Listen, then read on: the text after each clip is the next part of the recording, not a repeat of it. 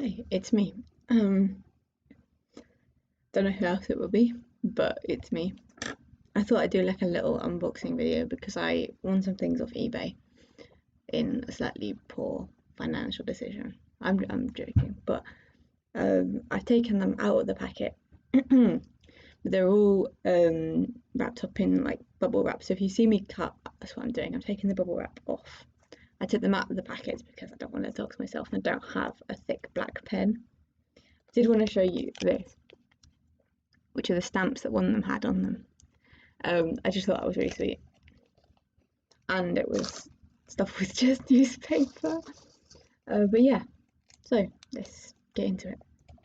So these are all like just vintage religious items because you can get them quite easily off eBay and you can't really get them that easily anywhere else. Not in this country anyway. It might be easier in America because I know there's like a big thrifting culture in America.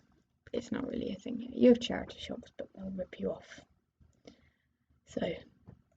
So first up we have this little candle. It's a votive candle. It's not a votive candle. I think those are writing on them. If someone in the comments who is into witchcraft can correct me on that, I only know from my experience. So Alpha and Omega, the beginning and the end. You've got the river. You've got the, I think that's supposed to be the Holy Spirit, but I've always wondered why we depict the Holy Spirit as a dove. But yeah, that's a candle. It's a lovely candle. I might have to get a holder for it. Not that I could burn things in here. I'm not allowed because I don't actually own the building. But of course I don't own the building. I'm fucking 18, so. But yeah, I can't actually burn it. But it's a nice display piece. I just want to say, whilst I'm trying to unwrap this one, look at how this is wrapped. So I'll see you in about 20 minutes once I get it open. So there's a couple of things in this one parcel. So I'll do it bitwise. There's this. It has a little rhyme about a mother on it. Obviously I'm not a mother. So I will probably repaint that. But it's nice, it's got a little hook. I can probably do something with that. So yeah. This is what's called a holding cross. It's supposed to just go in your pocket. They're quite unusual, partly why I went for it. They're not easy to find in this country. It's nice, it's made out of decent wood, so I like that. And then there's this, which is absolutely beautiful. Unsurprisingly, it's CAFOD. If you don't know what that is, it's a Catholic food charity, which is why it looks like that. And there's a quote on the back from Oscar Romero. Sounds familiar, but I can't quite place him. So if anyone knows who that is, feel free to correct me. Sorry, that's my roommate. Peace will flower when love and justice pervade our environment. And that's on just on the back there. And that's the front again. It's got a little picture hook, so it can go on a wall. I think that's really pretty. I like that. So we're on to our next parcel. There's a few more in this that I don't remember being on the listing, but also I have the memory of about like a P at the moment. So we have this one, which looks to me to be brass, but I might be wrong. Again, it's quite unusual, so I like that. There's no way to hang it up, so I'm not really sure what you're supposed to do with it, but maybe it could go with the candle, I'm wondering. I don't know. I'm a little bit limited in terms of space in this room, so I have to kind of work with what I've got. And then there's this one, which is pilgrimage cross from Bethlehem, which again I think is really nice. It's even got the, let me get that in focus for you, INRI, which I should remember this, but I don't. It's Latin, but it basically translates as "This is the King of the Jews," which was interestingly that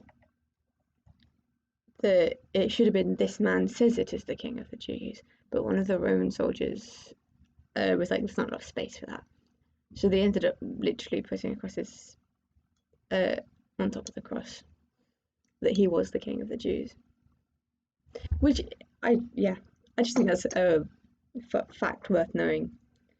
You don't tend to see it, the INRI, outside of High Anglican or Catholic, or Orthodox might do it as well, but I don't think so. It's a motive that's quite restricted, so it's interesting. And then there's that one, which is beautiful. So I'm not quite sure what the bit in the centre is. I will have to get back to you on that one, because what I'm going to do is I'm going to go and research each individual one. But this on its own is beautiful.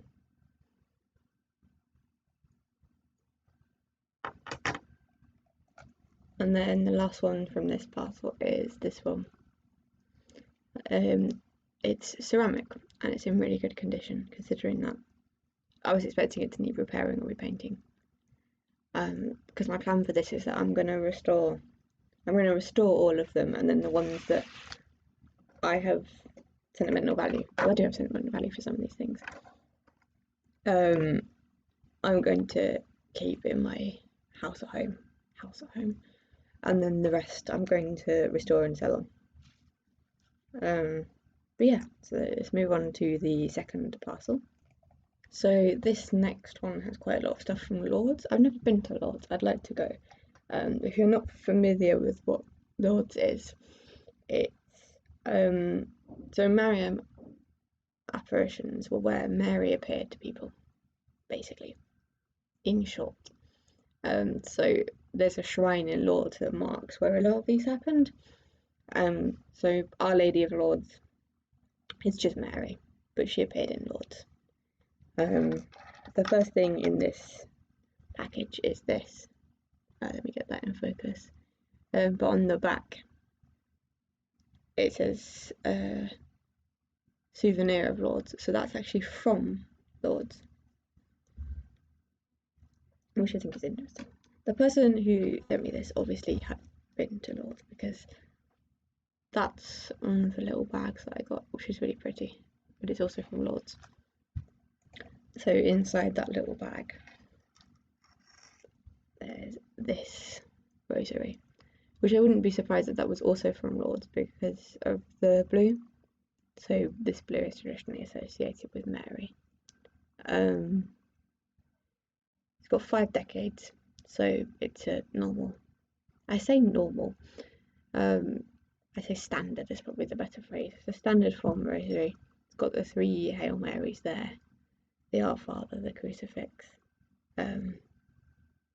which is very pretty, by the way. See if I can get that in focus. Get my head out of the way and let my focus. There we go. But yeah, I wouldn't be surprised if this is from Lord's as well. And then the medallion,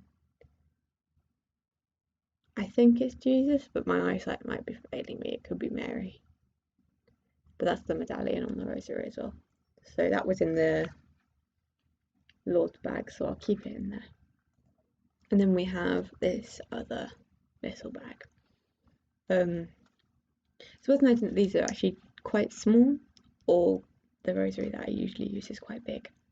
I can show it to you actually. Give me. So this is my one that I usually use. It's quite a lot bigger, as you can probably see. It's also got 2 different sized beads. So these ones are for Our Father, these ones are for Hail Marys. That's the crucifix. On the back it says, it's got, the Sacred Heart motif, and it says, "Father, forgive them, they know not what they do." And then you've got the medallion, which is on one side through the cross, salvation on the other side. It's the $7 of Mary, which, if you haven't heard of, the idea was that Mary had 7 basically traumas in her life. But also the idea is that because she was free from sin, she also felt them. She wasn't used to them. Because the idea is that if you sin habitually, you numb yourself to more emotions than you should. That's a whole theology lesson. I'm not doing that. You can ask someone else to do that. But yeah, that's mine. Which is interesting that these ones that I've got now are much smaller. Like, ironic that I've got a large print rosary. So yeah, that's what mine looks like. So this one we have a little. These are all from one particular pilgrimage. I can't tell where it's to because they're in Italian. So, but I can tell it's to a particular church that I believe is St. Matthew, but I might be wrong. I don't speak Italian.